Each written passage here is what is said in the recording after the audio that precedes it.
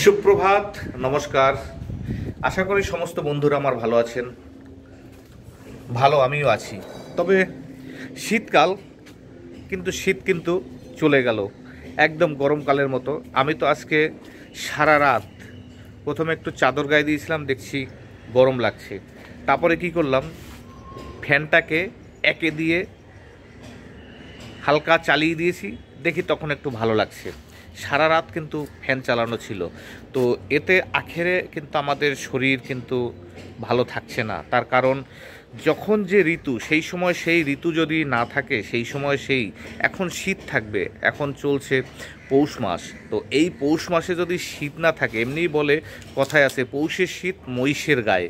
তো সেই শীত নেই, কোথায় যাব? শীতের কোনো অবস্থা নাই। দেখুন আপনার কিভাবে হাওয়া বইছে, কিন্তু কোনো একটা শীত নেই। আমি শুধু একটা গেঞ্জি গায়ে, দেখুন একটা পাতলা একটা গেঞ্জি, সেই গেঞ্জি গায়ে, তাও গরম লাগছে আর কি। তো সকালবেলা এইভাবেই ঘুরে আসলাম, চারিদিক দিয়ে ঘুরে আসলাম। আমার দোকানের ওখানে একজন লোক আসছিল, তার সঙ্গে একটু দেখা করে আসলাম, দোকানটা ভাড়া দেবো বলে আর কি। তো একজন কাস্টমার এসেছিল, তো সেখানে গিয়ে আর কি আসলাম। সেই এরকমই, কোনো ঠান্ডা নেই, ঠান্ডার কোনো বালাই নেই। আমার ওই মামার বাড়িতে কদিন একটু গেছিলাম, সেখানে একটু হালকা হালকা শীত ছিল, কিন্তু সেরকম নেই। ওই রাতের বেলায় হালকা শীত, সকালবেলার দিকে একটু রোদ উঠলেই প্রচণ্ড গরম।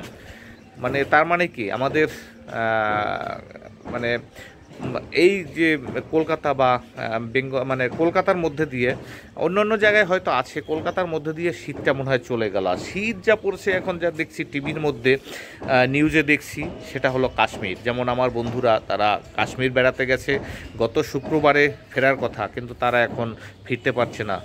দুবার তাদের ফ্লাইট মিস।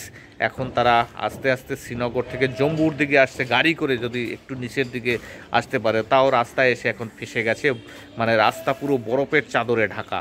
তা বুঝতে পারছেন, শীত যেখানে আছে সেখানে কিন্তু আছে, আমাদের এদিকে শীত নেই। তাই বলছি বন্ধুরা, এই সময় কিন্তু একটু শরীরটা ভীষণ খারাপ থাকবে। সবাই ভালো থাকবেন, সুস্থ থাকবেন। চট করে কেউ এই ঠান্ডা গরমটা লাগাবেন না, তাতে কিন্তু আখেরে ভীষণ শরীর খারাপ করবে। সেটাই আর কি একটু বলা সকালবেলার আমার এই ব্লগ ভিডিওতে। আর আমি আছি এখন আমার ছাদে, চারিদিকে ঠুকঠাক ঠুকঠাক আওয়াজ হচ্ছে, তার কারণ এখানে এখন সব নতুন নতুন বাড়িঘর হচ্ছে, সেখানে সবার বাড়িতে কাজকর্ম হচ্ছে আর কি। তো বন্ধুরা, সবাই ভালো থাকবেন। আর এই দেখুন, সঙ্গে সঙ্গে আমি ছাদে এসেছি, আমার যে পোষ্যটা, মানে আমার কুকুর মিলি, এই দেখুন, এও সঙ্গে সঙ্গে চলে এসছে এখানে। মানে আমি যেখানে যাব ও সঙ্গে সঙ্গে এখানে চলে আসবে। আর সবথেকে বড় ব্যাপার, ওর ভীষণ কষ্ট হয়েছে, আমি 3 দিন বাড়িতে ছিলাম না, ওর ভীষণ কষ্ট হয়েছে। আর আসার সঙ্গে সঙ্গে তো সে মানে আমাকে কিভাবে ও মানে অ্যাটাক করেছে, সে বলে আর বোঝাতে পারবো না। যতক্ষণ পর্যন্ত ওকে আটকে না রেখে আমি জামা কাপড় খুলতে পেরেছি, ততক্ষণ পর্যন্ত ওর কাছে আমি যাইনি। তো বন্ধুরা, সকালবেলা একটু আপনাদের সঙ্গে ছোট্ট ব্লগের মাধ্যমে কথা বললাম, আর যেটা এখনকার বর্তমান পরিস্থিতি, মানে যে ওয়েদারের, সেটার একটু কথা বললাম। সবাই ভালো থাকবেন, সুস্থ থাকবেন।